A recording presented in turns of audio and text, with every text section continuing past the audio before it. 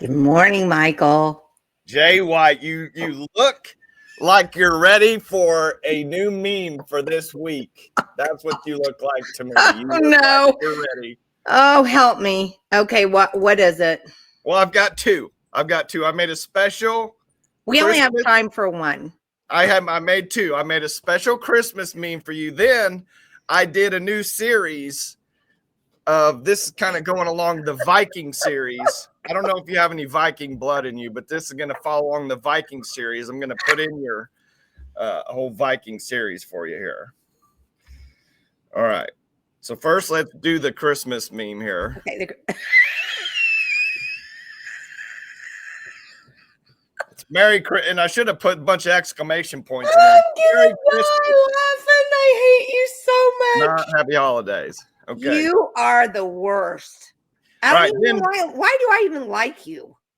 I don't know. I'm a likable guy.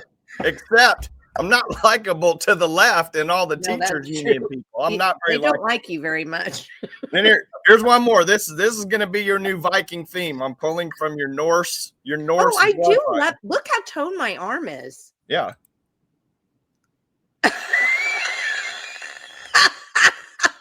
Oh, that's terrible.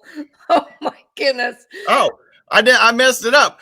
I did that in like 1 minute. I didn't get your face on there. You didn't. I got to redo it. You'll have to redo it because I can't grow my beard that long. Yeah, so I'll redo it.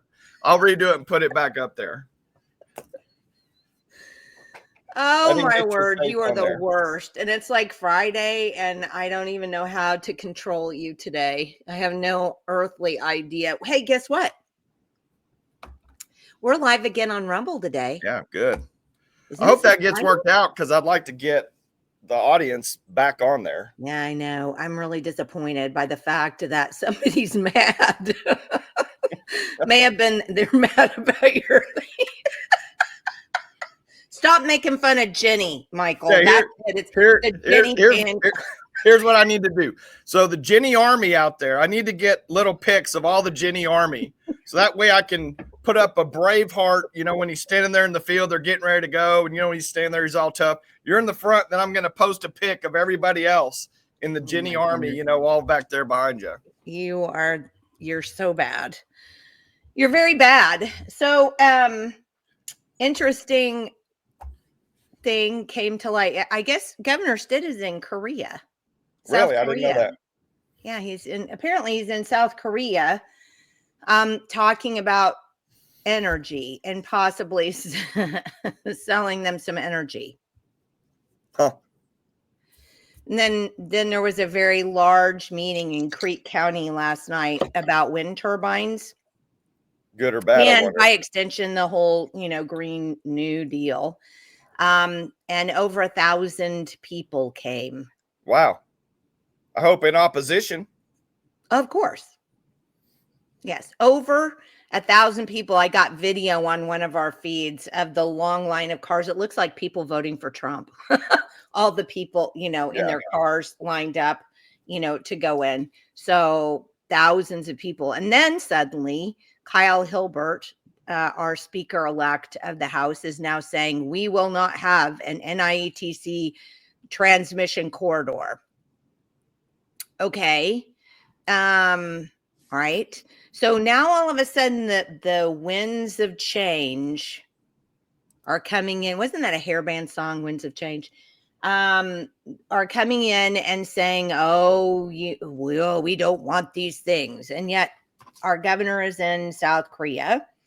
And we still have all of these Southwest Power Pool things going on. And then what happens if the governor actually pulls this out of the Southwest Power Pool? What does that do to energy prices that have already gone up because of the tax credits and whatever it is that we're giving to green, the green people? I don't know. I think things are not as they seem, and I think it bodes us well if we're all very, very cynical about what's going on and really pay attention to what people are saying. Is it them saying one thing over here while they're doing something over here? Yeah. And then there's another thing, one more thing. So I noticed on Twitter yesterday, because the governor came out and I'm against, I think it was the corridor or whatever. And there were comments underneath it on Twitter. That's great. We know you'll do something about it. And I'm like, explain. He opened his mouth and words came out. How did that fix anything or solve anything or do anything? You know what I'm saying? Yeah. I mean, we've gotten to the point that if these people open up their mouth and they say what people want to hear them saying, it's all good. We're done. Yeah. Well, I do like the fact that he may be in South Korea, probably trying to sell them CNG. He said the Department of Robert said, and Robert always, man, he's like up on everything. The DOE has ended the corridor for now, but the legislators did not discuss industrial installations on private. There we go. Setback, eminent domain rights, surety for industrial green energy to cover the cost of cleanup and abandoned sites. Thank you, Robert. Love you. Yes, that's what I was trying to get at. Robert said 100 million times better than I did. So good job. Okay, we've already got a couple of, and here's another one. But the Cimarron corridor is still, there you go. That's okay. See, I love having comments on here and people who watch because they got 60% of their easements. Wow. Wow.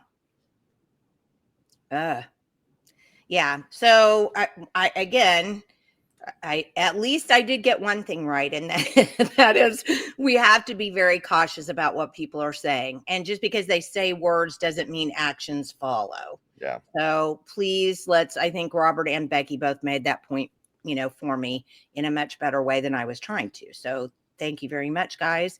All right. And without much further ado, because we've always have so much to talk about with Mary, I'm afraid if we don't get Mary on, we won't have enough time with Mary. So we'll pull Mary in. You ready?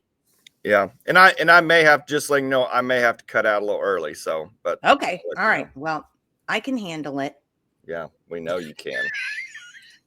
Good morning, Mary. How are you? Good morning and Merry Christmas. Don't want to incite the inner Viking there.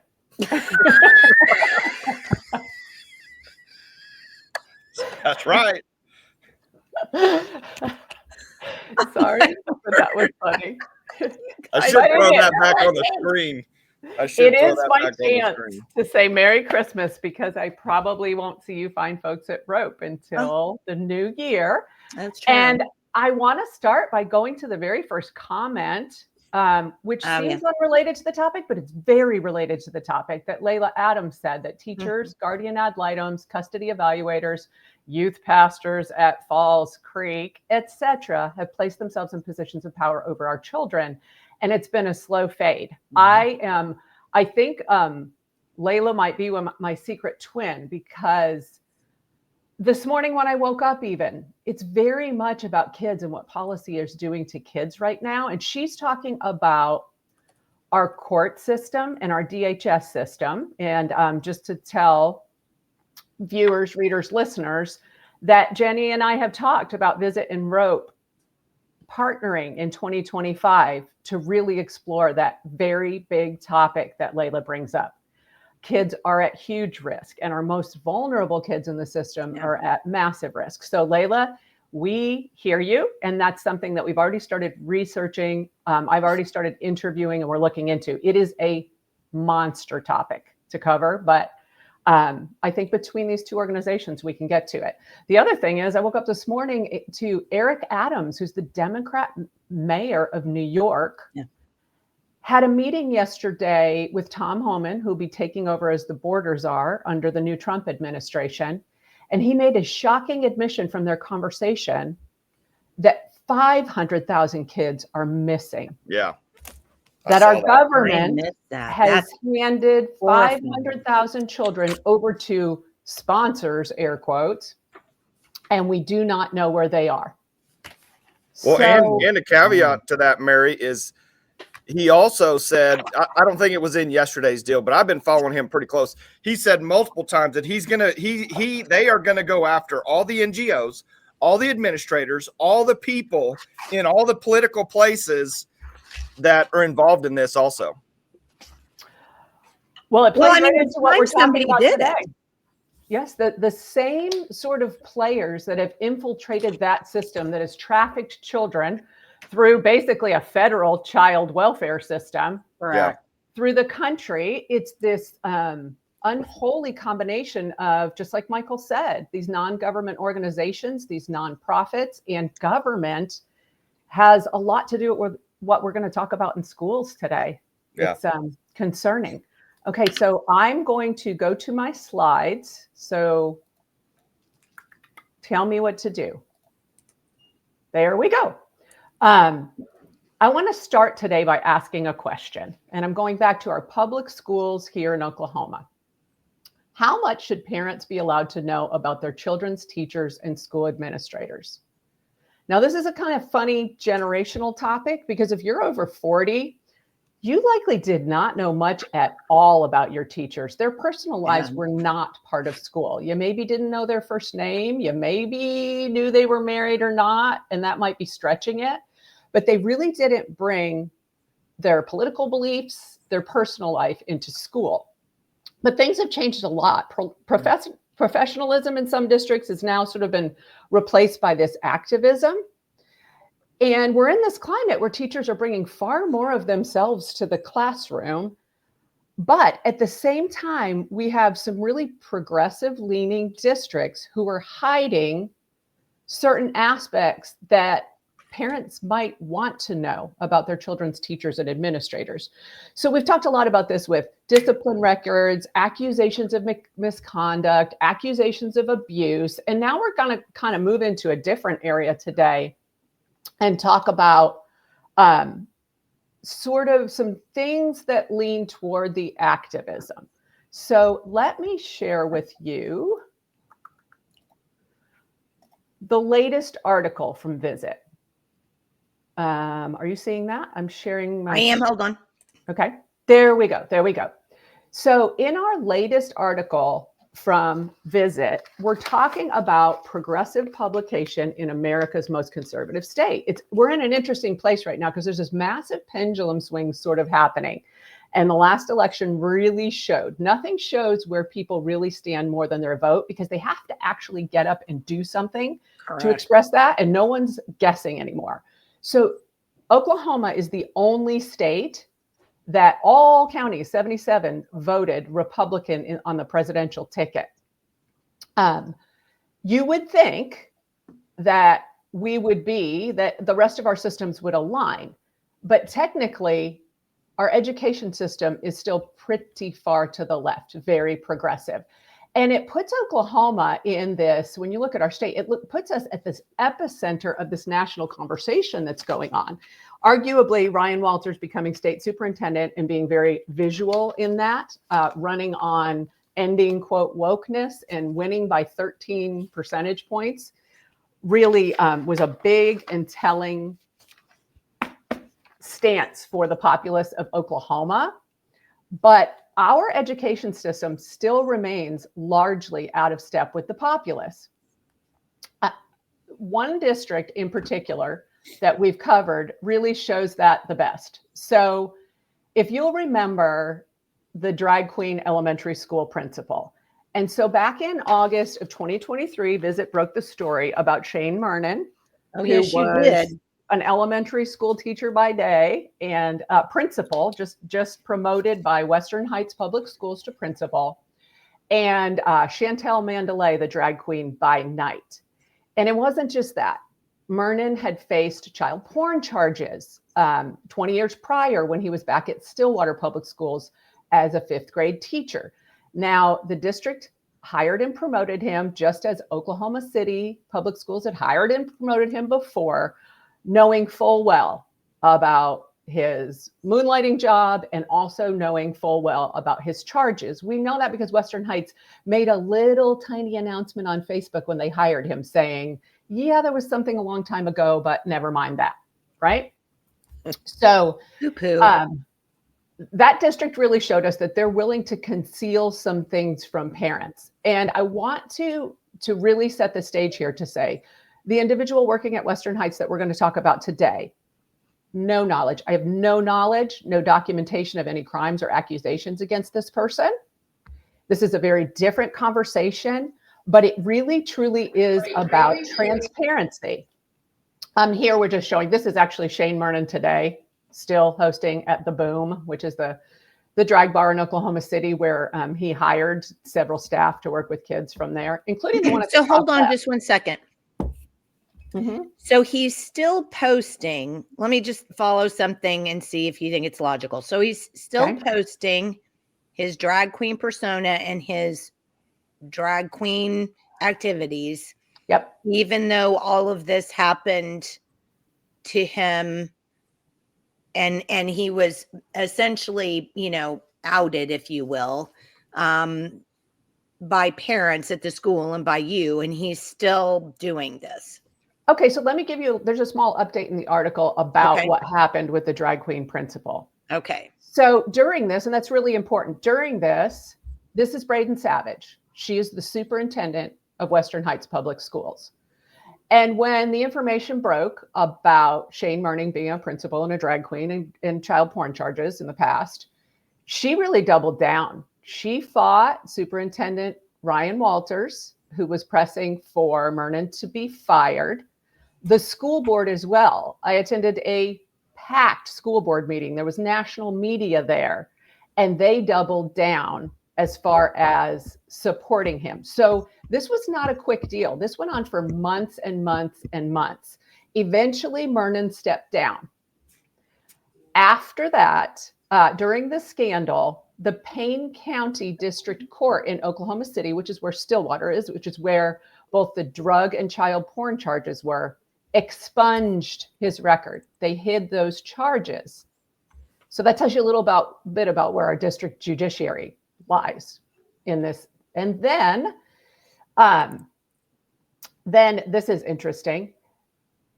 The School Board Association the Oklahoma State School Board Association, who, as you know, they have a tendency to train our local school boards to be subservient to school administration, not the parents that elect them. No, they actually do. They don't have a tendency to. They do. Yes, they do. They rewarded the president of Western Heights School Board with the 2024 All-State School Board Award. So what you're seeing here is Western Heights. Her name is Brianna Flatley, the young woman who's been leading up the school board during this entire time and still is, was awarded for standing her ground against parents in this. Okay. So that's where we are. Also, Shane Mernon's certifications are current with the Oklahoma State Department of Education. This record has been expunged and he is valid until 2028. To my knowledge, he is not working in education. He actually became a bit of a celebrity nationally as a drag queen because of the reporting and the national attention. But he is a certified educator in Oklahoma still. So what happens if someone then goes to another state? There's nothing that flags this. I mean, now perhaps the national attention, but if you think about this broadly and how many teachers have had records expunged who perhaps have done things to children, it's kind of frightening. And then when we look at Western Heights and this particular article and what we're about to talk about, we find that long before the Shane Mernon hire, for the past 8 years, they've allowed a biologically female middle school teacher to present herself as a man to parents. Okay, before we get into that, hold the phone because there are a couple of good comments here. Okay. Layla Adams says, in today's climate, it's pertinent that parents do their own due diligence. Look at Kingfisher. The football coach who did all the hazing is still employed, while the junior high soccer team got the chop and multiple employees were let go to offset the cost of the $5 million settlement. We have a culture of covering up in our schools. We have how many schools and superintendents? And then she goes on to say, Mandalay is the ex-boyfriend to Ryan Canoni, one of the main GLSs that Cherokee Nation mandates the litigants use. He's also a former Custer County DA. Yes, the connections are pretty amazing. Layla, you're spot on, because part of our reporting was also that in 2020, Shane Mernon was pulled over 3 times the legal limit on a DUI. He was weaving all over in the middle of the night in a populous part of Oklahoma City. And that was hidden from the beginning. The only reason that we found out about that is that law enforcement had done their job. They filed an affidavit of probable cause, which goes over to the DA to say this person absolutely under Oklahoma law should be prosecuted. He never was. Charges were never filed. So that's a very interesting piece of information about the connections between some of these people in the more progressive community with the judicial system and why they are getting out of these things. And again, if there were no repercussions for the school board or the superintendent in hiding some of this information about an educator from parents, what happens next? It does not stop. Nothing. And now that's where we transition to the latest lack of transparency to parents. And I'm going to say, it's kind of ironic that you can't spell transparent without parent. Schools don't seem to actually understand that. So let's look at this. I thought you were going to say you couldn't spell transparent without trans. That's what I thought you were going to say too. But, sorry. Before you go to that, though, Mary, yes, I want to just make a comment. This is why school boards are the most important local position, period, of anything.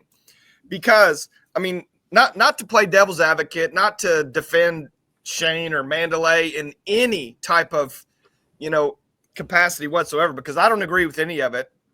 I mean, obviously it's culturally wrong, it's morally wrong, it's spiritually wrong from our point of view. But I mean, how can we if you have a superintendent and a board that supports this guy, and he's actually, I mean, we know the tendency probably at some point, yes, he's going to hurt a child at some point, but pre-crime, we can't, I mean, what can we actually, there's nothing we can actually do. The guy's expressing his own sexuality, how he sees fit, you know, and that's not against the law. So that's why, in my opinion, we have, because I mean, there's no charges we can bring up against him to remove him right now. Otherwise, I'm sure the DOE would have already done something like that. But, you know, unless we just capture these boards ourselves, there's no way we're ever going to stop this kind of stuff, in my opinion.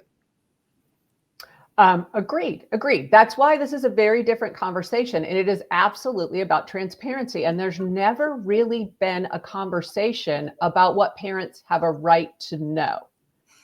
And this is a much bigger phenomenon. Oklahoma is interesting because if it's happening here, it's happening in a much bigger way other places. So we're really going to get into how that ties to a much bigger narrative that is pressing down that Oklahoma, if it would like to start to align its educational values with the values of the families it serves, has some work to do. This is here and it's not going away quickly. Okay. You know, another comment Layla made was, I know 5 people, this is weird. I know 5 people who married their teachers when they graduated, ranging in age from 25 to 65. I grew up in a different state. I'd never heard of this happening. Oklahoma has a real problem all the way around. I agree. That's a great comment. And I've seen a lot of that. The victim becomes the wife, the spouse. It's like Stockholm syndrome. It is. And I think in all of this, we have to keep in mind they kind of shift on us who the victim is sometimes. Oh, yeah. And we have to keep that narrative straight in our minds. There's been a resurgence of common sense right now. And I think we're going to see more and more that people start to dig into who's the victim in this and is the narrative correct about who's being harmed. Okay, so let me talk about this particular person. So in late 2015, Superintendent Savage, who I showed you earlier, of Western Heights Public Schools, was then the personnel officer for the district. And she hired someone named Cameron Bricks Baker, who's now 38-year-old, as an emergency certified middle school teacher. This is Cameron Bricks Baker, who served in the military and it appears is still in the National Guard. So we thank Baker for the military services.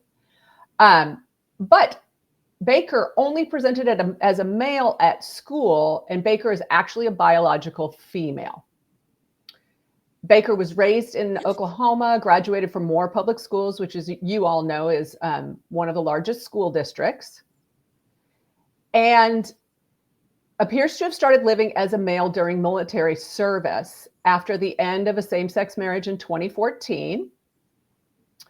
Robin Desiree Baker filed to legally change her name to Cameron Bricks Baker in October of 2015. These are the documents.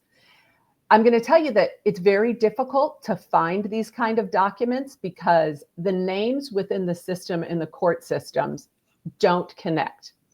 And I have a concern about this. And I'm going to repeat this. There's nothing concerning in Robin Desiree Baker's criminal history that I can find. So that's not the point of this conversation. It's not about this individual.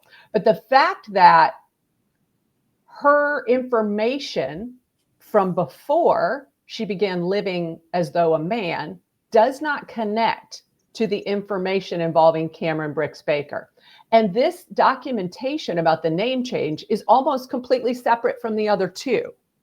You have to search under different names, and there's a place within, at least in Oklahoma's court records, in the OSCN network, where you can click on, in any case, the person's name, and it will pull up not about that particular case that you're looking at, whether it's a criminal case or a traffic ticket, just that person and what they know about that person, other aliases, other names used, and nothing connects here, which is very concerning when you think about background checks and vetting of people seeking to work with youth. There's a lot of moving around of names and identities that I think needs to be addressed somehow in a really strict way because we're talking about people who work with kids. So Baker was working as a female, as a correctional officer for the state of Oklahoma in 2015.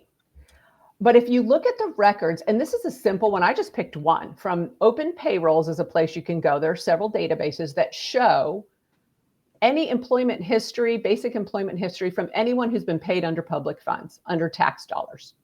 And there is a record that says that Robin D. Baker was hired on May 26th of 2015 to be a correctional officer for the state of Oklahoma.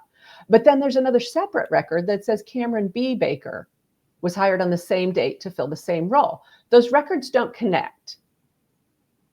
And I think that's something concerning that I haven't heard anybody talk about.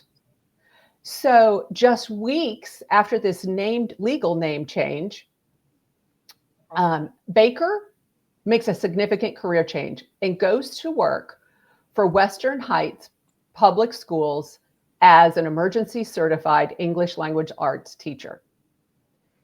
This is something else we're seeing, and it is observably connected to activism surrounding the trans narrative. When people become trans and start identifying as the opposite sex, we're seeing a disproportionate number then want to work somewhere with youth, whether it's in one of these nonprofit organizations that are aligned with schools now, or providing some kind of youth programming, or within schools. This is sort of a nationwide trend that there's some kind of a profession change that involves youth. So this is who Western Heights knows as Mr. Baker on the right, with some folks giving out award and counseling. Now, Baker also entered a second same-sex marriage during 2016. A divorce is pending on that. Just a little history. Baker taught ELA, also PE, and also served as an emergency certified counselor at Western Heights Public Schools for a time. Which is so this is her as a him with her wife. Yes, and they're both within public education. And this would, oh my goodness. Yes, and again, there are no accusations here against anyone, but when we get a little farther into what the narrative has become in schools and who's being protected, you'll start to understand why this is concerning, and why parents may have much greater rights to know things than they're being afforded at this time. Okay. Yes, Baker's current spouse works in another school district as an assistant in the speech pathology realm. And that would be a she.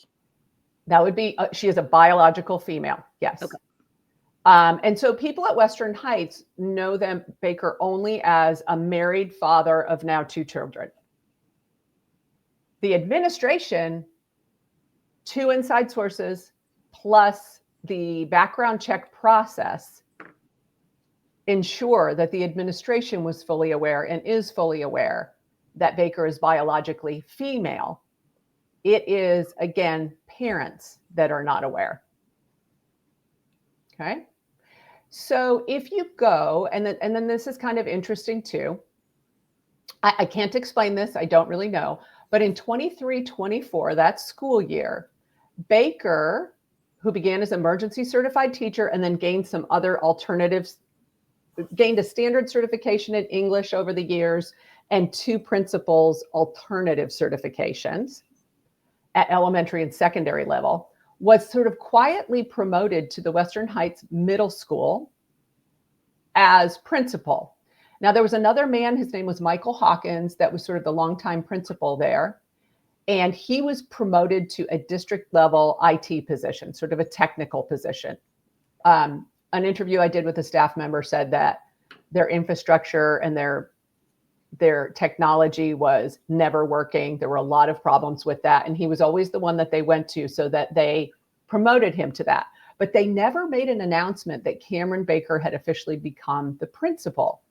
But if you go look at the Western... Hold on one. I hate to interrupt you, but Did they not do the same thing with the principal in Shawnee? They just never announced that they were moving him to superintendent?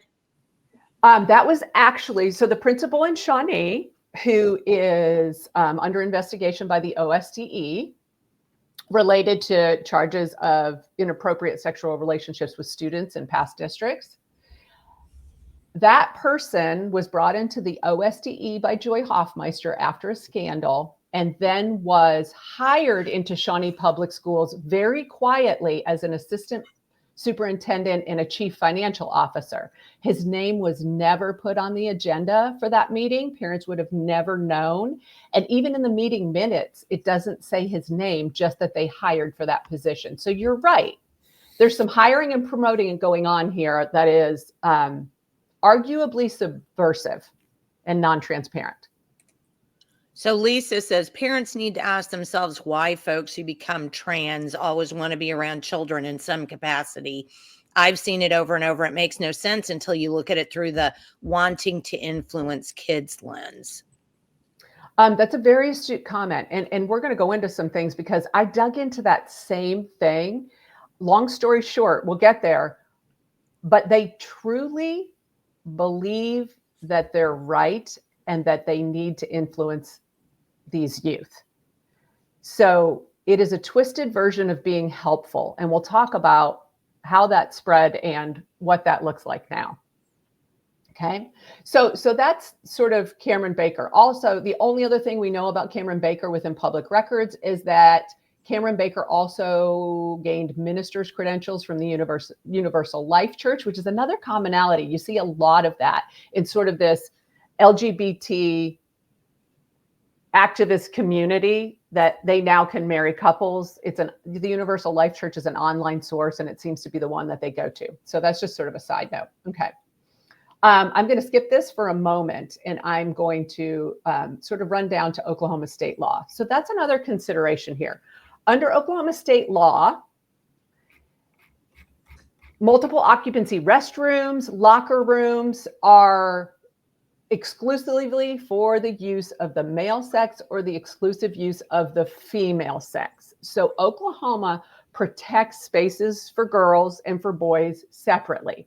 It also includes in that statute that students, teachers, staff members, anybody visiting the building must abide by these laws. And it really defines what that means about how we decide who can go in the girls' spaces and who can go in the boys' spaces. It says it's the physical condition of being male or female based on genetics and physiology as identified by the individual's original birth certificate. Now, they can have single-use bathrooms that are sort of marked gender neutral. Anybody can use them, but you cannot say you're trans and use a girl's room or a boy's room that's opposite to your biological gender in Oklahoma. Now, compliance to this law, when we think about teachers now that we may not know their real biological gender, is assigned to these regional accreditation officers. So that's a group of 8 to 12 people that are working at the Oklahoma State Department of Education, and they are assigned to certain areas, and they go to the districts and they ensure compliance in different areas based on the statutes.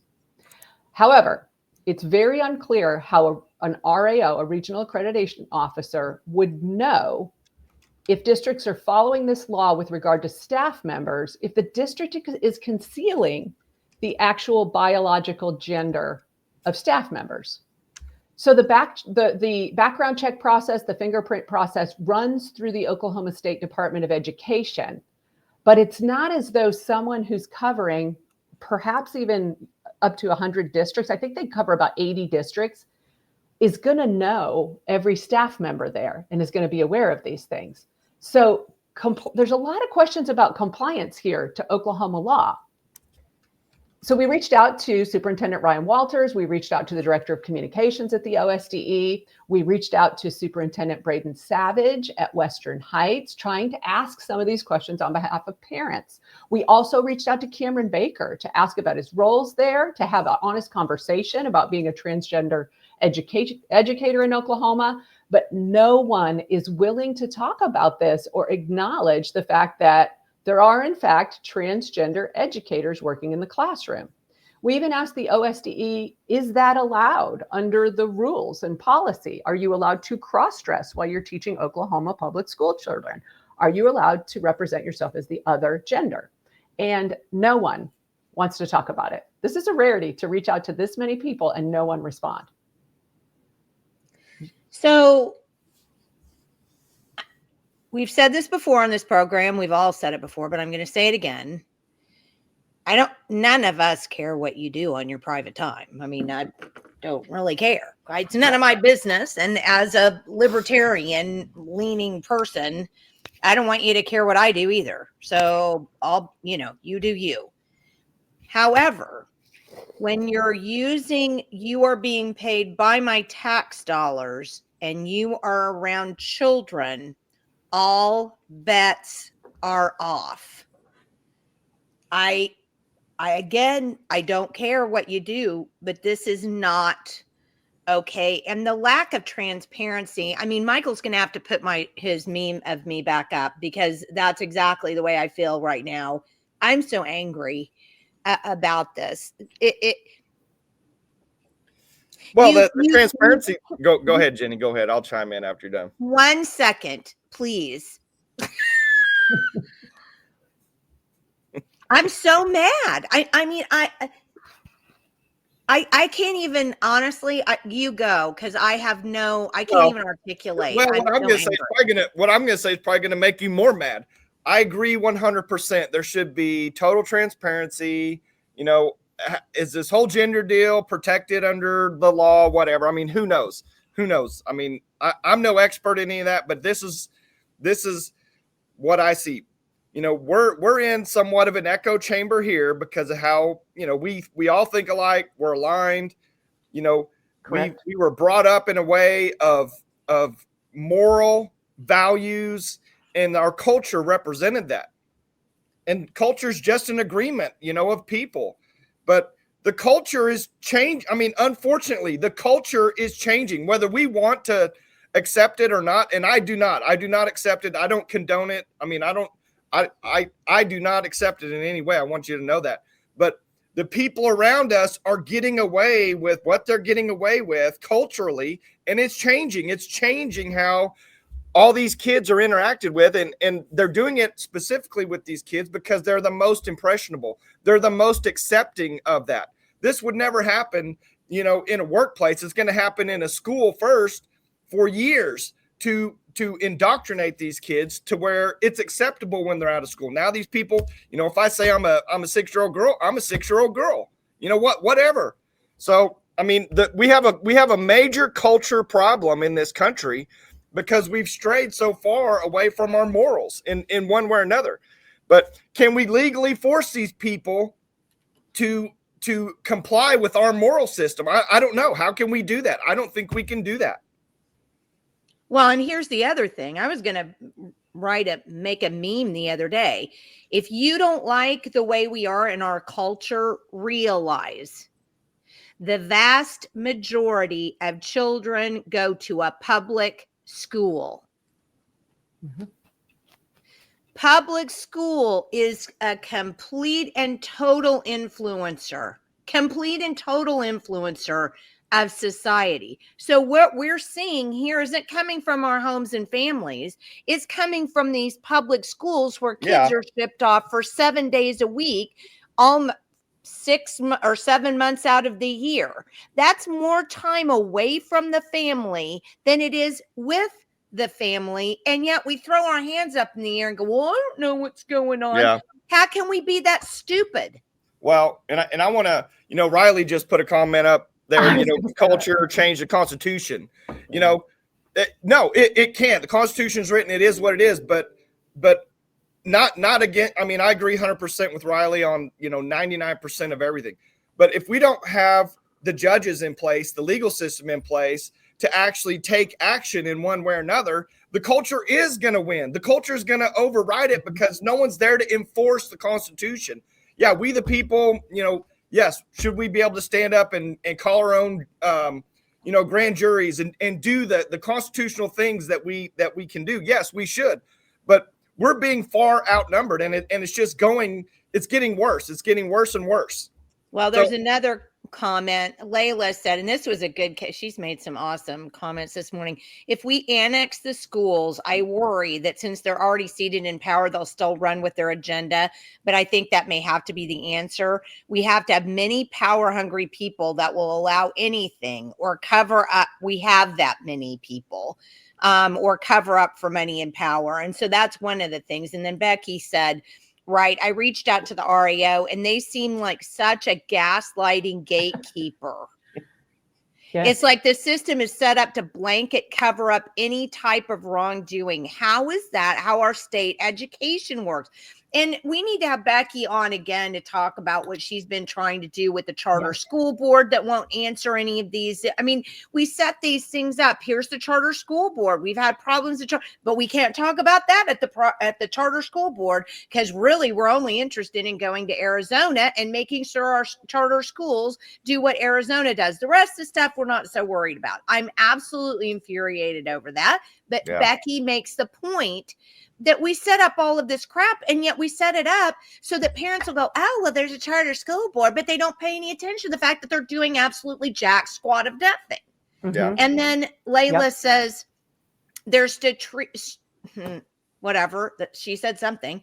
They are strategically placing themselves in positions over children. Yeah. They do believe they are right. Whatever the cause, social media, lack of family connections, it doesn't matter. They feel like they're doing the necessary good in forcing these views on our children. She's 100% right. Yeah. For the greater good of society, they're on a mission. We can't stop them coming. We start at home in our families. We hold steadfast in what's right and will prevail. I hope you're right, Layla. I mean, by the grace of God, you are right. But good night. She's 100% right. We need a complete spiritual revival in this country because it is completely. I mean, look at the exponential growth of this stuff, Jenny. Literally, just in the last 10 years alone, compared to go back to when I was in school or when you were in school. If a teacher was even divorced, it was like, oh my God, this is, and now it's like, whatever. That's exactly right. Oh my gosh, do you remember back in the day? Oh, he's divorced. And you couldn't even talk about that. And now we have people pretending to be boys married to girls with families teaching other children while the administrators look the other way and do bupkis. Is that about the rundown on that? Yes, it is. The hidden agenda. I love the comments from both of our listeners about there is a hidden agenda. And it was really apparent in this when you go back and you look, there are associations helping them. There are systems helping them with this hidden agenda. And they include the media here in Oklahoma. And they include all of the education organizations. So during COVID, in the spring of 2021, I want to set the stage a little about Western Heights Public Schools and their lack of transparency. So the kids were going into their second year of being locked out of schools because of COVID, right? And the Oklahoma Education Association in the media here, it was actually Channel 9, which is the CBS affiliate for Oklahoma City, decided that they were going to spotlight this particular teacher. So Western Heights had just gone on probation, if you remember this, with the Oklahoma State Board of Education, and they responded by suing the OSDE and the board, the state board. They lost, but they went under probation for gross academic underperformance and a host of other really concerning points. They were fighting to keep schools closed, and so was the OEA. They wanted kids home. The OEA was releasing surveys every few months saying how hard it was on teachers. Now, almost all of the schools in Oklahoma had opened back up by April of 2021.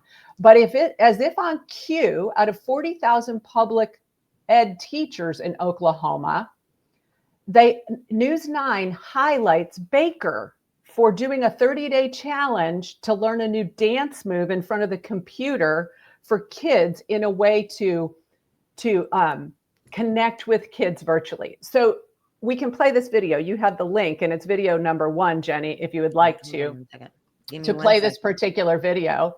Uh-oh, did you send it to my email? Yes. Did you not get it? Oh, okay. So visitors can go to this. This was dated, readers can go to this. This was on, let me make sure I get it right. March 29th of 2021.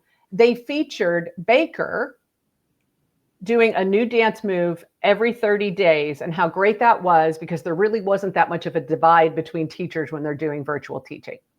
So I want to talk a little bit about this. In the article, Baker says, the smiles on their faces, the communication, the support they gave me, it was impactful. I think it has bridged a gap we have virtually, which is interesting because it's a statement that has a lot to do with the teacher and not much to do with the kids. And then at the end of the clip, and I can resend this to you, Jenny, in case we want to go back to it. Yeah. Here you go. I'm going to resend it. Okay. There's just gobbledygook on the first one. Look down. Oh, look down. Okay. Do not look at your screen. Yes. Right? Okay. Okay, I got it. So I can play it now. You can play it. It's a link to the page and you'll have to click on the. Got it. Hold on one second. There it is. Okay, I've got it. I just have to pull it in. Give me 1 second. And Riley, can you send me that link on the moral side for the there you go. Constitution? I'll try to put that up. There's the video. Okay.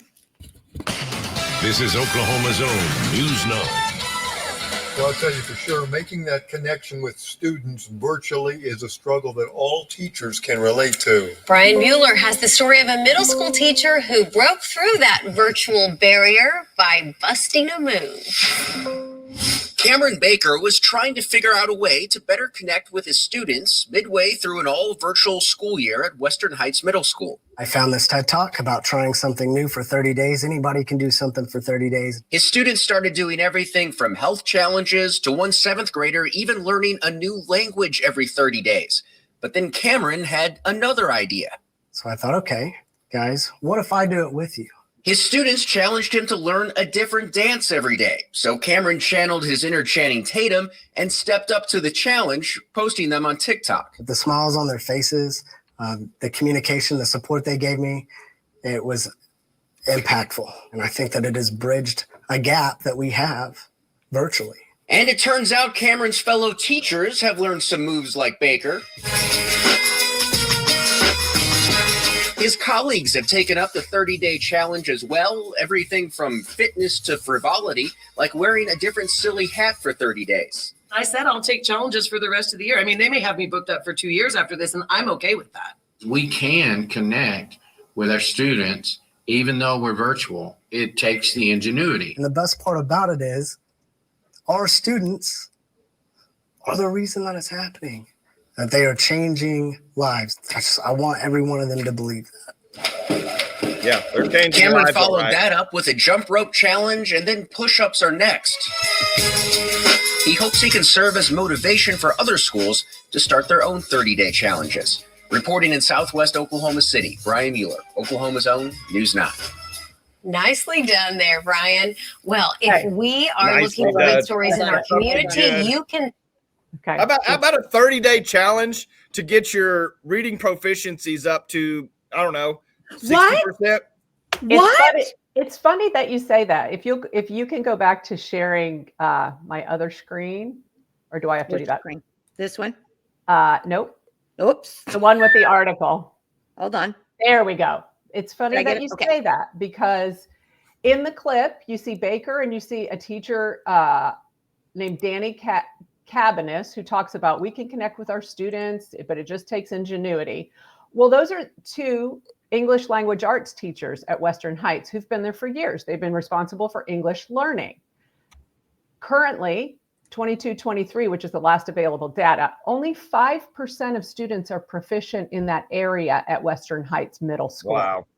So the focus is clearly not on academics. And if you go back 2016-17 to when Baker began as an emergency certified English language arts teacher, 12% were proficient. It has dropped from dismal to half of dismal to 5% of students being proficient. So the Education Association immediately glommed onto this, almost as though it were in concert with the media, to promote, saying, break it down, Mr. Baker. And this is, remember, this is during the fight to keep schools closed. So we can have teachers in a grossly underperforming school close together in a hallway doing a choreographed dance while kids must stay separated on a screen from home, completely isolated, and arguably from the data, not learning. Okay. So Western Heights. I'm not sure I can take any more of this. I think I'm going to quit having you on.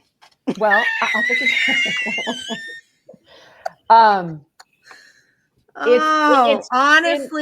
honestly, but your reactions are interesting, because I think if you had seen that news piece in real time, then it wouldn't have, you might have said, come on, kids need to go back to school.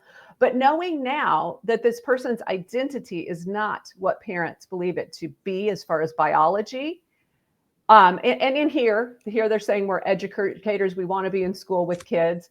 The truth of it is it looks very different. And Western Heights Public School was the last district to go back to in-person learning. They were finally pressured right after that to finally, being under probation, let kids back in schools 2 days a week with an alternating schedule. And they only provided 10 days of instruction for that entire in-person instruction for that entire year. So the focus truly is not on academics. It would be hard to argue that it can't be.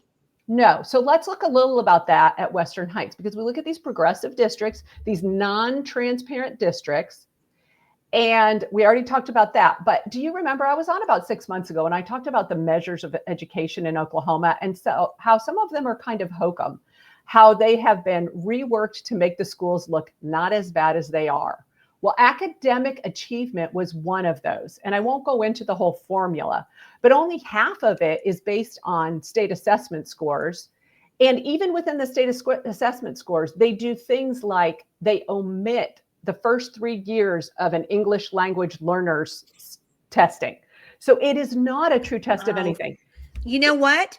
Becky Pelham, who is on here this morning, is going to say, got it. Yep, that's what happens to her too. I mean, that's not an abnormal thing, apparently, according to Becky. Correct. And there are some people that are eyes wide open to this, but this indicator, academic achievement, is now front and center on OSDE's data page, the school report cards page. When you pull up a district, this is one of the first stats you're going to get. And even as massaged as it is to make schools look good, Western Heights Public Schools has a 2% academic achievement rating. Night. With the state being at 46.7%. And if you look at this gradient at the bottom, here we are at the bottom. This is Western Heights Public Schools. And people should know that Western Heights is one of only 4 districts right now out of the 546 districts who are on the 4th rung of academic accreditation, of their accreditation. So they have been on probation, except for a small period during the change in superintendents, for several years. And 4, we're going to go down to this, 4 of their 8 school sites. So I think it's 5 of the younger school sites. They have a middle school, they have a 9th grade center, and they have a high school. 4 of those are considered what's considered comprehensive support and improvement sites. That is the lowest, for God's sake, rung of schools in academic performance, and it comes with extra oversight from the OSDE and extra federal funds. Well, apparently not extra oversight from the OSDE. Well, and it's a difficult thing. The question there is, what does it take to turn around a deeply entrenched culture of failure in a district, in a local control state? There is only so much the OSDE can do, but throwing federal funds at it clearly isn't the answer. Because if you look at Western Heights, and this isn't just the extra funds they get for being so bad, this is all of their federal funds. 61% of those are spent outside of the classroom, of those funds. What? I can't even take it. I literally can't I even know. take it. I can't. I mean, do people? I guess Jenny and Mary, people just have no idea. They're just people have no idea how bad it really is. Right. Exactly. Or So I think the other problem is too, and correct me if I'm wrong, but I think the other problem is too, I know what's wrong, but I don't know what to do about it. I mean, because every year the legislature sits there in their ivory tower and says, let us grant more money to the wonderful public schools of Oklahoma. And they don't care how much money they get. They don't care what they're getting in terms of results for the money that they put in. They just continue to grant, our tax dollars. Oh God. Well, what they don't get from us, they're going to figure out a way to get from the feds in one way or another, or from the nonprofits, the private Yeah. nonprofits, as Julianne has talked about on here Yeah. so many times. This is We have a insane. bunch of, I hate to say this because I love to get our comments in, but we have so many really good comments and I just can't get them up because I want you to get your story out. Let's guys keep making the comments and we'll try to get to them at the end after Mary is finished. I'm sorry, go ahead, Mary, but let's remember to go back. If you can flip back to my slides, I think it's extremely important for us to talk about how we got here. And I'm going to say something that's going to shock you. I believe that Cameron Baker might actually be a victim of a system that has been going on for 20 years that brings us to the place that we are in now. So I just want to take a few minutes to talk about that. The pendulum is swinging in this country about public health. Outcomes data is catching up with common sense. So a lot like the medical things that we've heard over the past few years that they wouldn't even let us say our opinion out loud about, right. It turns out we're correct. So the medical world of transgender health is the basis for what's happening in schools. And this, I just put this up here because I don't know if you know about Rachel Levine, who's a biological mayor on the left. An admiral in what is called, most people don't even know that this exists, the Public Health Service Commissioned Corps. So Rachel Levine shows up in uniform all the time and you think, did she man a submarine? What is this? Was she in the Navy? It's actually the Public Health Service Commissioned Corps. It's one of 8 uniformed U.S. services. And Levine was also the Pennsylvania Secretary of Health during the COVID epidemic. And USA Today's 2022 Woman of the Year, in case you're interested. And now under Biden is the U.S. Assistant Secretary of Health. So the Public Health Service Commissioned Corps is basically a PR firm for government health policy. And it rode this epidemic of transgenderism in our youth that spread to our schools. Luckily, we're moving to a very different person who will be leading Health and Human Services, who's fought against those systems for 40 years, and Robert Kennedy. So it's just an example of things really are changing and some of the data is catching up. Now, this book, if you've read this book, Irreversible Damage, it came out in 2021, and I've read a lot of books on this transgender craze. But this is one of my favorites because Abigail Schreier is a journalist. Yep. And she came at this from the perspective of interviewing everyone around this. She interviewed the kids involved in this, the parents, she interviewed schools, teachers, administrators, influencers online, activists, people from these NGO organizations that are involved. And did a masterful job of it because it's coming from people's own mouths. You really can't argue with it. And what she showed was there was this massive change in gender dysphoria, and that it flipped from being very, very rare and mostly boys to much, much more common, just exploding in adolescent girls. And it became not something that a child had previously. The diagnosis is that they were insistent on being another gender from a very young age, and that did not let up. This became now a spontaneous diagnosis, very much like adolescent girls are prone to do with anorexia, with bulimia. She hooks it to basically a new form of self-harming. And it was handled in all of the wrong ways. An industry popped up that absolutely grabbed it and sent it into the arms of the medical community. There was a lot of money made there. So the common profile of the patient here became that they're largely middle or upper class girls, very different than some of the other things that we've seen. And she goes into the role of social media, trans influencers, schools, and NGOs in this. Now, it's interesting because when you look at data to talk about what's happening, when you see explosion like this with suddenly spontaneous dysphoria, gender dysphoria, the US has almost no data. They've hidden the data.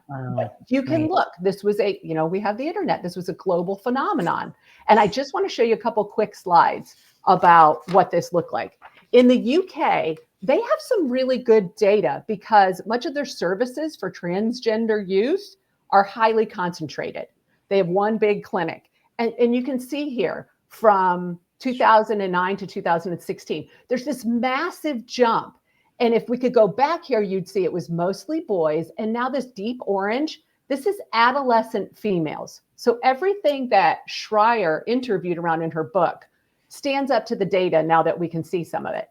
So this is also the UK, okay? And this is now about about age in these youths who are now identifying as the other gender. And if you'll see this dark blue here, this is 16 and 17-year-olds. And this is 13 to 15-year-olds. So this is middle school and high school kids exploding with sudden gender dysphoria. So we keep moving on and we're kind of drilling down in the UK data. So this data is from the clinic in the UK. It is the largest medical clinic treating transgender youth, okay?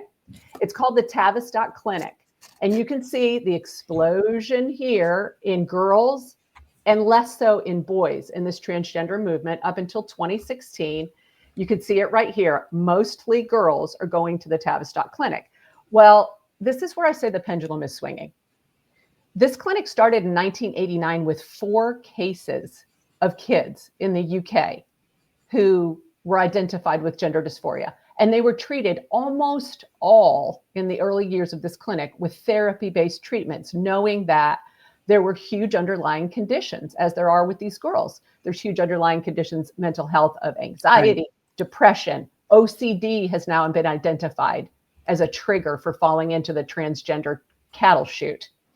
So they expanded their science in the UK. They expanded their beyond science and safety protocols in what they were doing with kids. They moved to puberty blockers. They moved to cross-sex hormones and all of these things without knowing what the long-term effects are. And what we know now is puberty blockers don't just stop puberty. Right. Because the release naturally of those hormones is critical to brain development. And one of the interesting things in Schreier's book, I just read it again because you can't get away from this, is that parents consistently reported, you're going to interview my kid and she's 17, but she acts like she's 12. So the brain development of these kids who were put on puberty blockers was essentially sort of stopped. And now they're making these critical decisions about whether they're going to have surgeries. Yeah. So now the UK has pumped its brakes in the last 2 years. They said, we're going to study this. You can't do this to kids unless it's under a research realm, they said for a little bit. And as of this week, they've stopped indefinitely. Yeah. No more puberty blockers or hormones for kids. So the data is catching up. And this is Canada. Same thing, same curve happening. It shows the different provinces in Canada, and you can see the very progressive provinces really account for a lot of the cases in this explosion of transgender youth. And this one people should know because I think this echoes the United States. This is Australia, and this Pauline Hanson is the equivalent of a senator in Australia. And they've also had this epidemic. You can see by some of the numbers just from this one particular clinic. Which makes me believe this is all internet, social media based. It really does. So this woman stood up in front of their governmental body and said there were only 57 transgender minors in the country per their 2020 census. It was a flat out lie. They never asked the question. And yet someone's standing up here manipulating data, trying to act like this epidemic isn't happening. So fast forward to today in the United States, breaking this month. This doctor, Joanna Olson Kennedy, is from the Trans Youth Health and Development Center out of LA, the Children's Hospital in LA. She is supposed to be the industry leading expert. She has been pushing protocols for transgender youth in the medical community for years now. Now we know that she hid the results of a $6 million NIH funded under Fauci study showing puberty blockers and cross-sex hormones are not helpful. She was just sued by a UCLA student, Kaya Clementine Breen, for transitioning her beginning at the age of 12 with puberty blockers and removing her breasts at the age of 14. Horrifying. 14. What do you know at 14? You don't. I knew the difference between a dog and a cat, but I mean, beyond that. Yeah, but you're going to have people come back and sue them personally. Correct. Yes. And look at how much we know just from this brave young woman. She's very young. She's only about 20 now, who's already fought her way out of this, is trying to heal and has sued. So things are coming around. We know that they ignored, in her case, diagnosis protocols and mental health conditions. This child had been sexually abused and no one had ever addressed that at the ages of 6 and 7. So they blew right through, Dr. Olson Kennedy appears to have blown right through her own protocols to fast track these kids. And so now we think of Baker, who was Robin Baker, who is now at Western Heights, graduated in 2004 as this started, transitioned around 2014 when this was at the height of its explosion. And we have to ask ourselves, is a damaged generation now staking claim to public education? Yeah. And the last thing, this is the second video that I sent you. We certainly don't have to listen to all. It's just a few minutes, but people need to understand, how did this play out in school policy? This is really about how this played out in school policy, where this damaged generation is literally in control of the policies about how they work within the system. And one thing you'll notice if you listen to this video, this is a training video put together by some of those NGOs that was largely spread throughout some of these huge progressive public districts, the Chicagos. Go ahead. So feel free to start it. Yeah, play just a little bit so we can get an understanding. Okay. I'm a high school science teacher and a transgender man, and I'm co-founder of the Colorado Transgender Non-Binary Educators Network. Most people haven't thought about trans educators, but we do exist, and we are in schools teaching children every day. We came up with 5 best practices for educators and especially school leaders to support and learn from trans educators. Remember that you're not the expert, and so it's important that you do your homework. When I transitioned at the school that I was working for, I wasn't in a place where I could elaborate and state specifically how I wanted to go about with my transition. The school administrators and the higher ups, they took on creating a plan themselves. Weeks before school started, they presented a plan of action and what was going to take place. And the plan that they had created was invasive. It totally outed me to people that didn't need to know about my transition. It created space for people to speak hate about me. Exactly. I felt trapped. I felt like it was too late to provide feedback. I felt like this was the only way that I was going to be able to continue working at the school that I was at. And so ultimately I decided to leave because I didn't feel like I had a voice in the plan that was created. Okay, I gotta honestly, I have to stop there because so there are in this video a number, and it's not very long. It's just a 5-minute video. So please feel free to find that. It's very easy to find 5 best practices to support and learn from trans educators. Lisa, I need blood pressure pills. Where are you?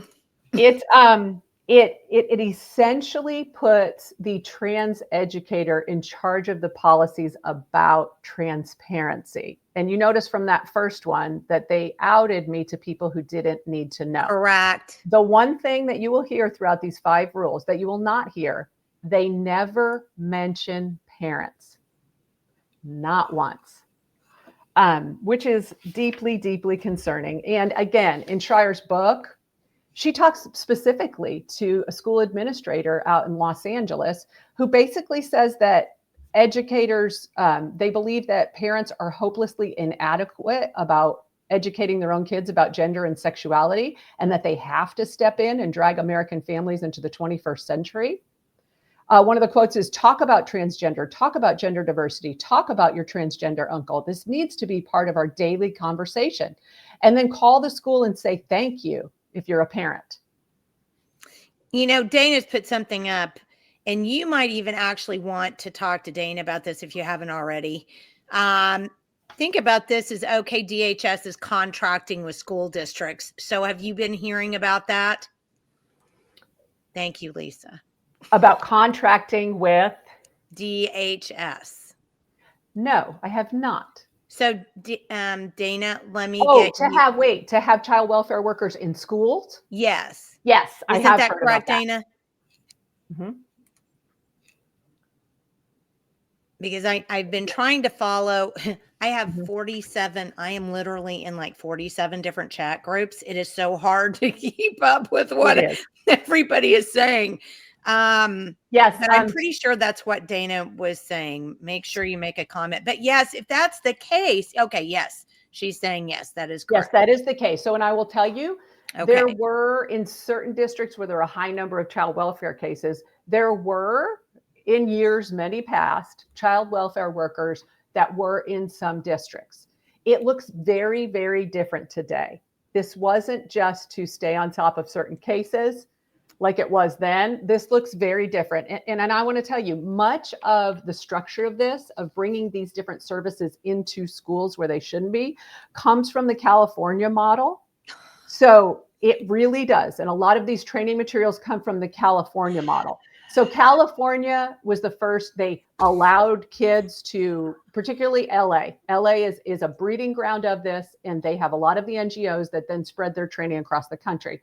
They allow kids to leave school for gender treatment. That was a big thing because the law said you could leave school without your parents knowing to go get birth control. So they stretched that into you could leave to go to a gender clinic for your hormone treatments.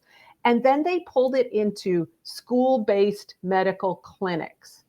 So what Dana's talking about is the influxing of these social services and medical services into schools is also a gateway for ideology. It's exactly what she was talking about. And a lot of this was done under the umbrella of anti-bullying.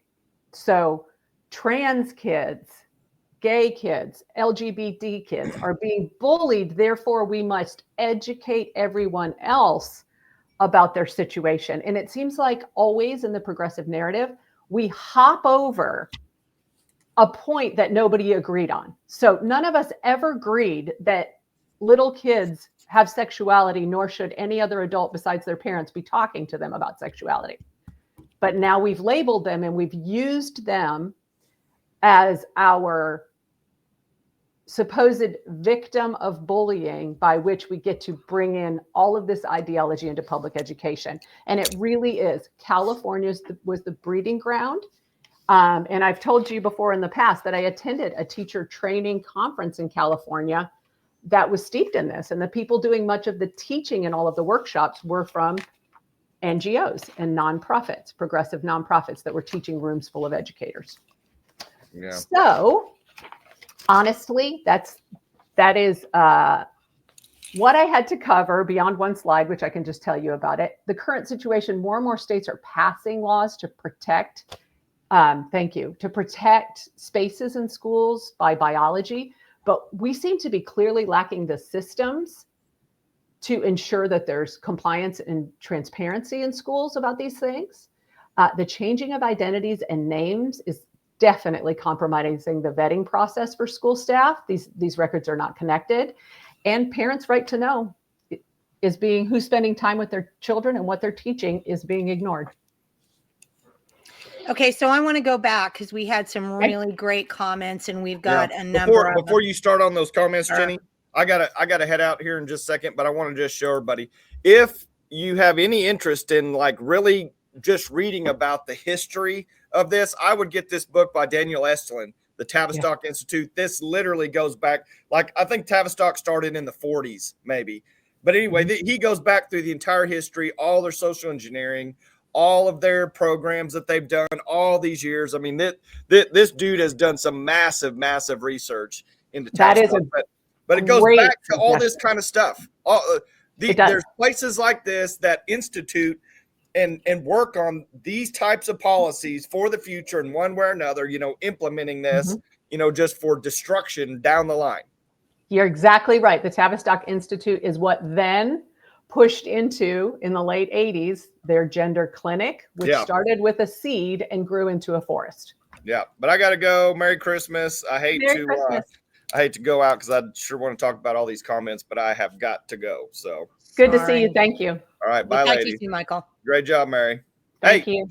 One more thing. Shame on the news. Shame on every news outlet that says they're local Oklahoma for the people. You know, Good Morning this, Oklahoma that. Shame on the news, because if these things were on the news all the time, if stories like Mary's were on the news all the time, we wouldn't have this problem in Oklahoma, because the public would be so outraged at what is actually going on behind the curtain. Shame on the news. I'm just gonna say that. I can't say that enough. Well, that's why we are where we are, right, Michael? That is right. All right, buddy. We'll talk to you soon. All right. Okay, so going back through some of these comments, I tried to. Okay, here's one. Oh no, that's one we already got to. Hold on, because we had so many good ones. Okay, here's one. You know, Michael was talking about, you know, we've lost our sense of morality, and I mean, it's true, but Lisa makes the point, we can't legislate morality, but we can create laws or guidelines that require anyone working with children to disclose any activity or form of expression that impacts kids or is visible and would cause them to question anything they already know, such as a male teacher showing up in a dress.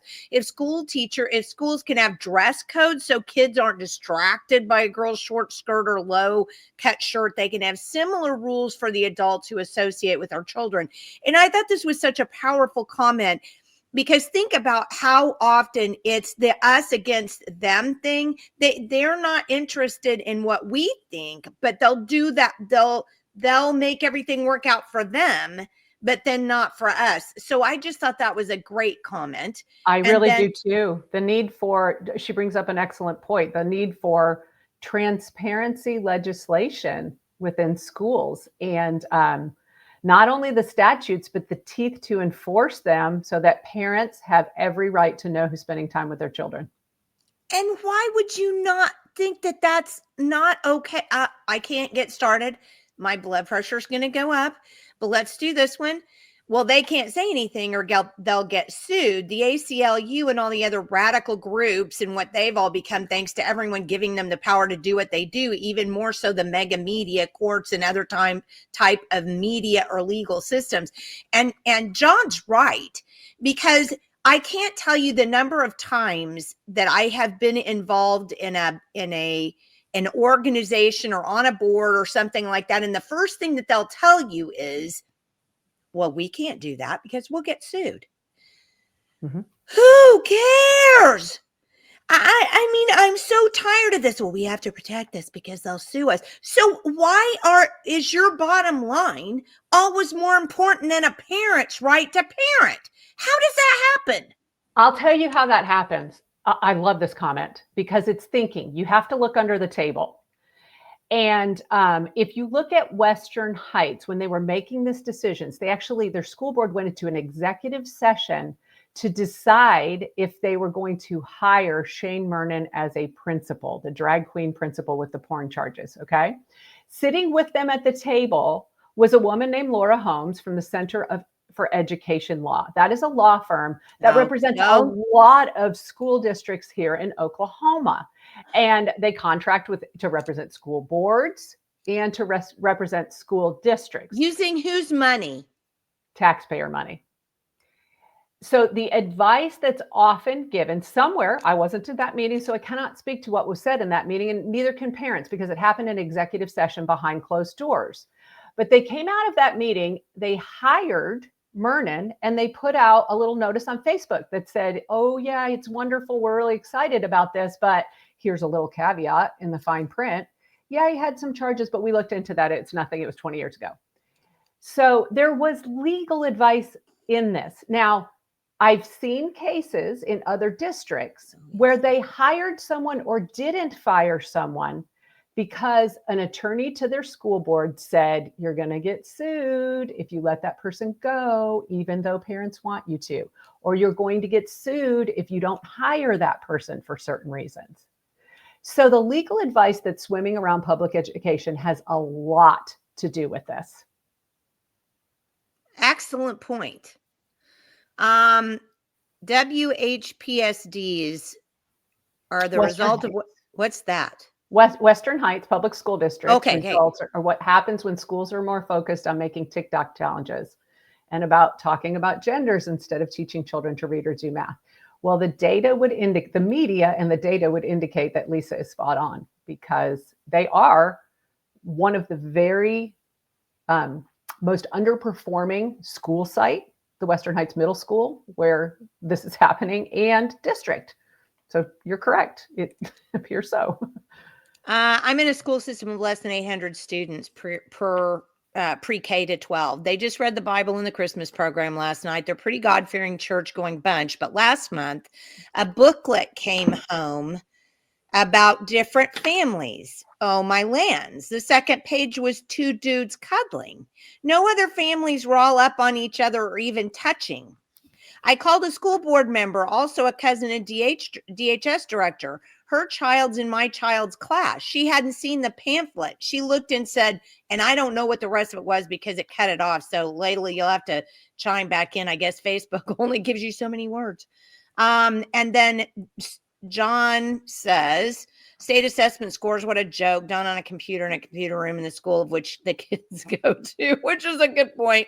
There are teachers in pairs in the rooms walking around and helping the kids answer questions to keep their test scores up, to keep their school open, or to cheat or mess up on certain kinds of on an IEP to get more funding from the state and the feds. Again, I've seen the same things myself. I saw it how many years ago? 22 years ago when I left public education. I was seeing it all the way back then. So, yep. Dana says more federal funds are not the answer. We, of course, know that. Throwing more taxpayer money at failing schools has always been the answer. Don't know what to do. I always look to old timers for wisdom. See what George Mason wrote in the Virginia Bill of Rights, Section 15. He tells wisdom. Okay. Yeah. And he's also got there you go. Here's a good one from Becky. My brain's hurting by all of this. Now, I want to really address this because this is an important one. I'm confused. When I first started teaching in Oklahoma a few years ago, I was told Western Heights had been taken over by the state. When I talked about authentic learning, I was told, good luck. We're going to be the next Western Heights and the state will just come in and shut everything down. That was the last year of Joy's reign. How has Western Heights gotten worse instead of better? She makes a good point. Mm-hmm. Well, I think some of it is a misunderstanding about shutting down and taking over. They are allowed to, under certain circumstances, and people need to understand when the accreditation of districts is rated, right? And it's evaluated each year. I think it's a 5-tier rung from no problems all the way down to the 4th tier is that you could be put under a suspension like this and that the OSDE would step in with certain supports. I believe, and I would have to look, I know that they have the ability to then change the head administrator, some of those things and direct some things. But then they never did. There were interventions for sure because the superintendent changed. There were all kinds of things. But if you understand where the superintendent came from, so please know this is under Joy Hoffmeister. Okay, so here's a little bedtime story. Braden Savage also was pulled into the OSDE, similar to the Shawnee superintendent who's now under investigation, by Joy Hoffmeister. She went briefly, she was in Western Heights for many years, sort of at that district level, lower district level administration. And then she went to work with Joy Hoffmeister, I believe within the regional accreditation office, those RAOs, for a very short period of time. And then she got funneled out to be a principal at the Early Childhood Center in Shawnee, which is really interesting. And then came back. It was like it loosened her up. Suddenly, when the state took over, they needed a new superintendent to be put at Western Heights. So Joy Hoffmeister then took Braden Savage, who had just worked for her, and put her at Western Heights. So there's an inside connection there. They can remove that head administrator, but if the state superintendent at the time has a similar agenda with their pick, things are not going to get better. So that's interesting. I do want to say to Layla, who said a pamphlet came home. Layla, if you would be willing to share that pamphlet and tell me a little bit about that district, the email is connect, CONNECT, at visit V1SUT.com. It's pretty easy. I would love to know a little bit more about that, because in a district of 800, in your description of the community's perspective, it sounds like it's very much out of step. So this is how you get in touch with Mary. Thank you. Right there. Okay. I'm going to leave that up for a minute.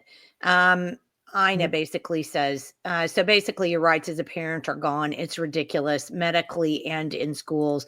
And I do think, I think people have a really hard time of playing the 30,000 foot view game. I mean, they tend to look at what's going on right in front of their face, and they don't look down the road, or they don't look at the overall big picture.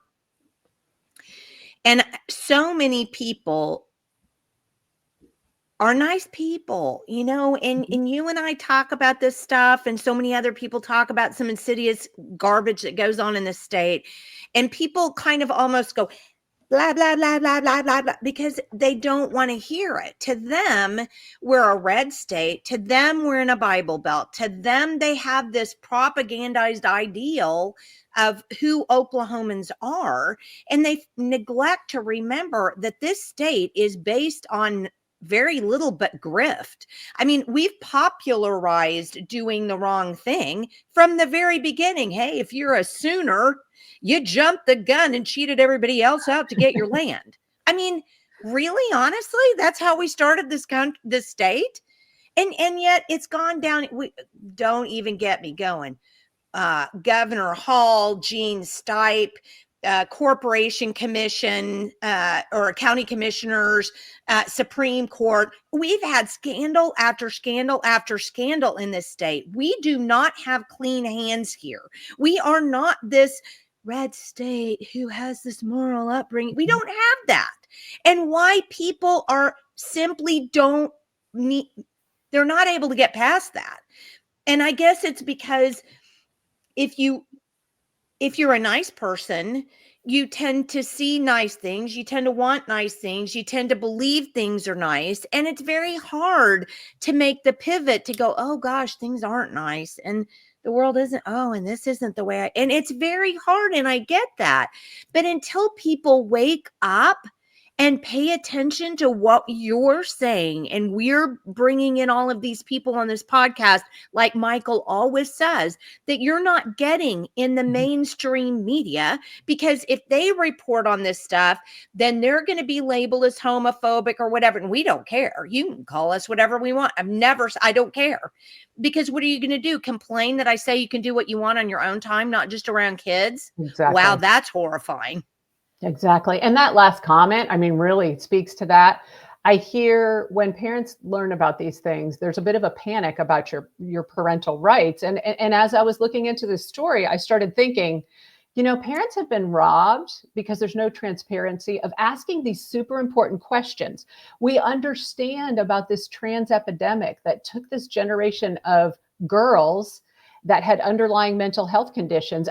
And you're not allowed to ask about educators spending time with your kid. Is there an untreated mental health condition? I mean, think about if you're a working mom and you have to hire someone for the summer to stay with your kids.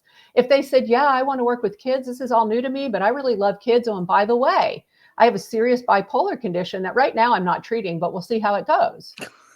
Like, this is what we're saying. Can parents, this is gender dysphoria and the damage that's been done. That is a legitimate question for parents. The other part that we don't know about is these now adults who've been on massive amounts of cross-sex hormones for years. How does that affect them? And they're working with children. How does that affect mood, functioning, mental capabilities? We don't know that. So parents, they've really been robbed of the chance to ask those vetting questions. The very beginning of this, someone said, you really have to vet all of this yourself as a parent, as a comment. And I think they were right.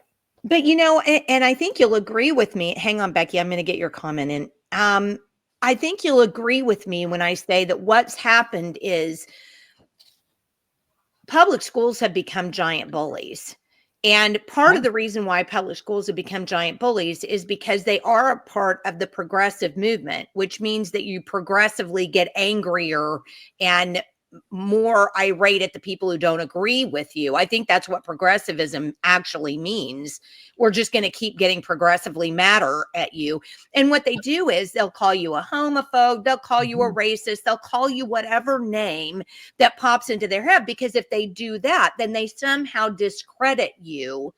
And people, instead of just standing up and going, I don't care, I'm rubber, you're glue. What bounces off me, it sticks to you. I mean, instead of doing that, people kowtow and go, oh, she called me a racist. Well, if you're not a racist, what the heck do you care? It's really interesting because language is a huge part of this. And I think there's so much new language that's been thrown at us, especially over the transgender movement.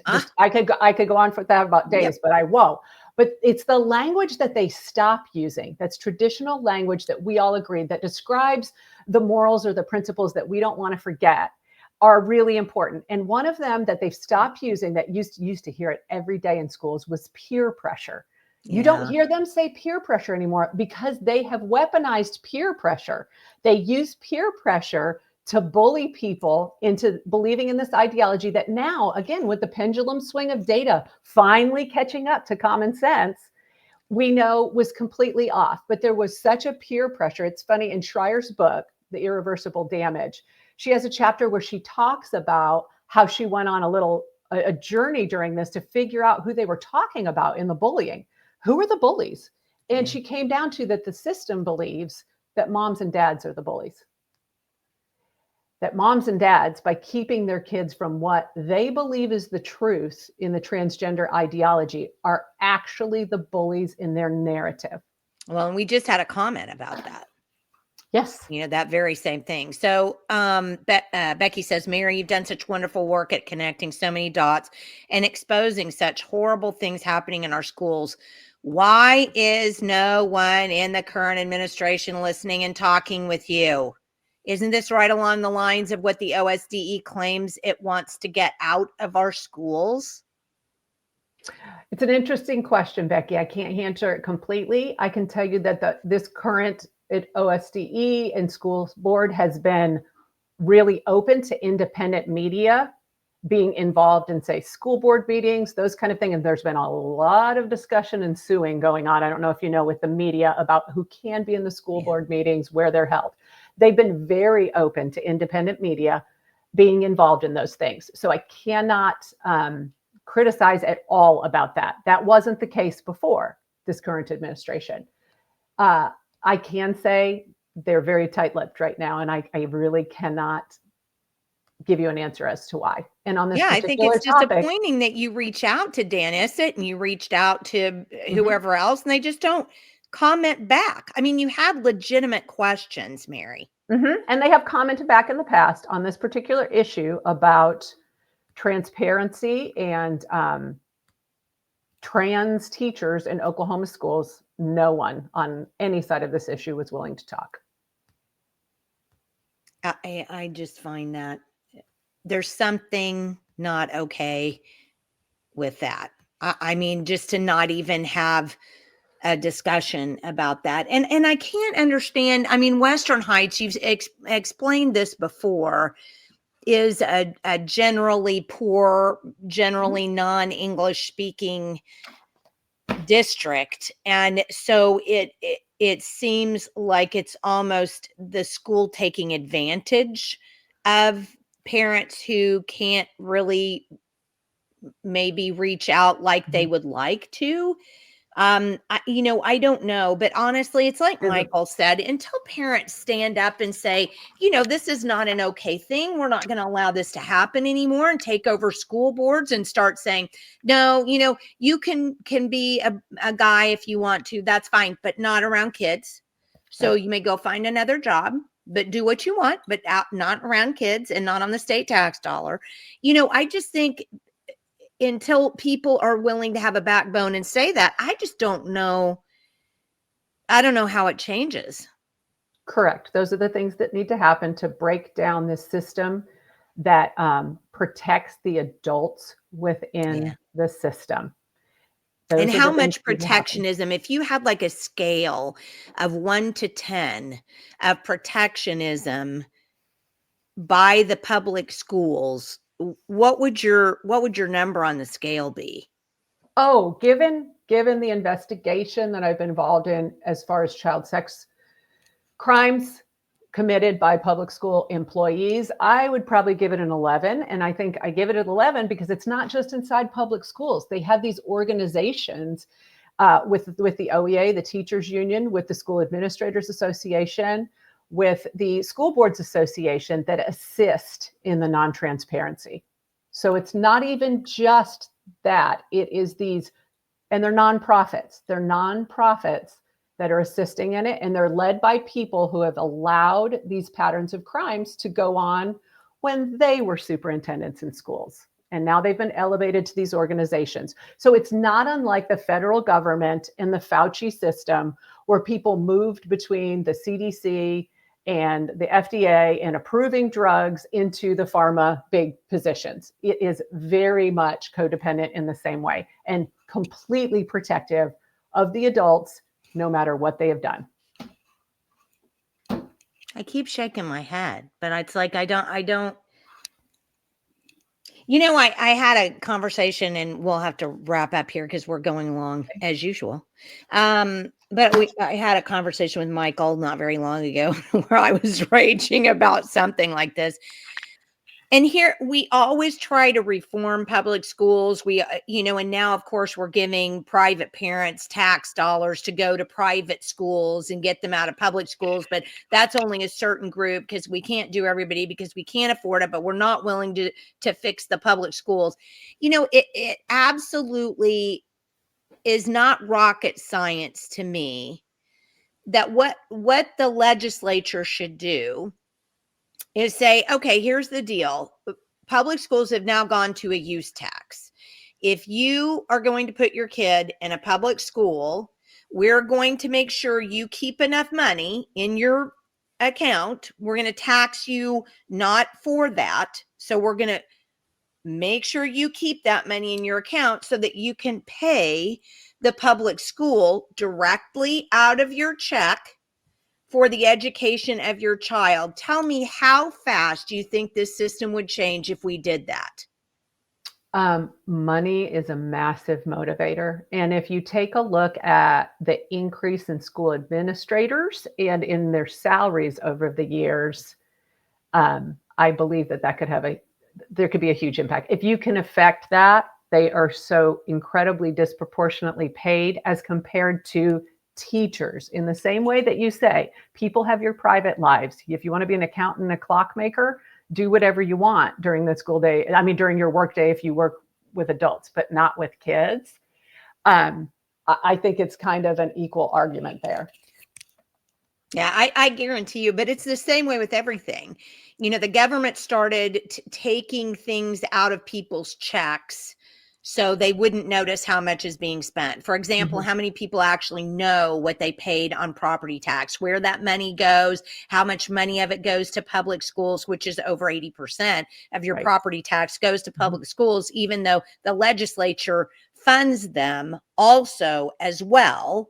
It's just absolute nonsense. And if parents had to actually go, Ninnekah Public Schools, $150,000 or what, I'm just, what I'm It is saying. very true. And they had to write that check and turn it over. They would be Johnny on the spot going, you did what to my kid? That's my money I'm paying in. But see, nobody ever connects the fact that it's their money, because once the legislature has stolen it from the people, then they get to quote unquote appropriate it, which nobody understands what appropriation means. It means to give or to gift, right? And so then they've stolen your money, and then they just get to give it to something else, and you're like, you don't have any connection to it anymore. Now your connection is gone because somebody else has stolen it from you, and now that person who's stolen it from you is giving the money to somebody else. So you have no connection to it. But man, as soon as we're able to get that connection back and say, I'm not writing you people a check if you're going to not make sure my kid's educated, that would be the end of the system. And look at Ninnekah. I mean, you're right. That's a perfect example. I'm not writing you a check if you can't even keep my kids safe while they're in your care. Well, and we haven't even talked about this, and we need to have, I've been talking to Kendall Sacchieri, and we're going to get her on at some point in time to talk about we're going to have an interview with her, and it's going to be, let's talk about property tax part 2, because she was a county assessor. Well, still is until, she has to give up the office, but she knows about all of these things. And she was talking to me just last night. We were having a kind of a conversation about Ninnekah, for example, and Kingfisher, and about how the taxpayers in that district are absolutely going to see their property taxes go right up in the air like a rocket. Correct. And it speaks to what we said too before. We have this scandal about the drag queen principal, and there's absolutely no repercussions for anyone on the school board, for anyone in the administration that made these kind of decisions that put kids at risk, right? And then you go to Ninnekah, and you really think about how that's going to be paid off.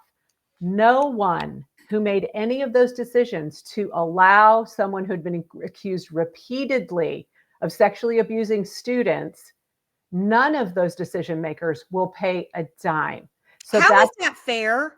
That's the system that needs to change. The accountability. Again, the laws need to have teeth. And I don't mean to go too long, but I'm going to leave you with this because I'm in the process of communicating with grassroots groups in Texas about their laws, about schools and kids and safety.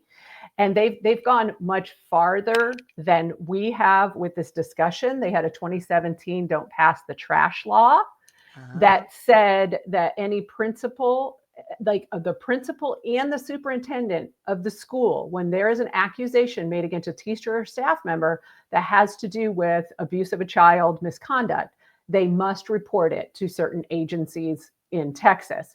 And what they found out is that sounds all well and good. If they don't report it, there's a felony charge associated with failure to protect that's written into their law.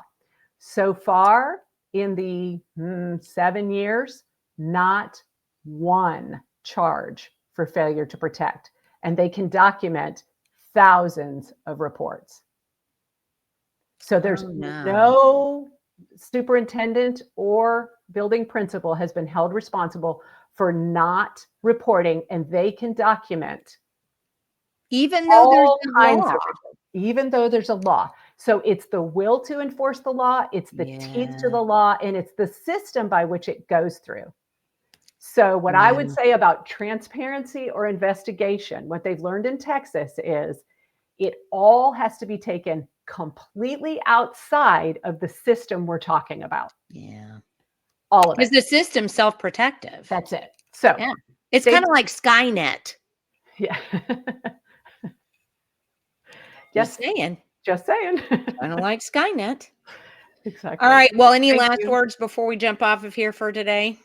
No, just know that I'm staying on it, interested to start 2025 with rope and start looking into what's happening with OKDHS and our court systems, and if families are being treated unfairly. Well, we're your Huckleberry girlfriend. Thank you. We're right here. So I guess what I did? I switched everything up for next week. Okay. We were going to have rope replays next week. I'm still taking the week off, but I'm pre-recording some shows for next week so that you guys have new material. I won't be there.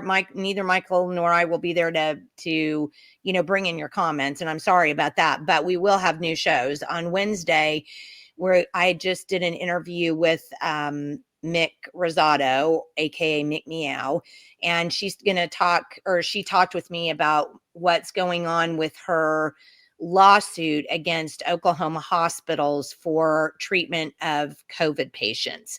And you guys are going to want to tune in for that, because Mick is such a good interview. She never lets you go, okay. I mean, she's right there. She knows exactly what she's talking about. She's a great interview, and you'll want to hear about this because she talks about something in that interview that everybody's going to want to hear about. To me, it's pretty explosive. Then on Friday, we are going to have Whitney Mollica and Kelly Wilson are going to come on and talk with me about it's a new ACOG, NCOG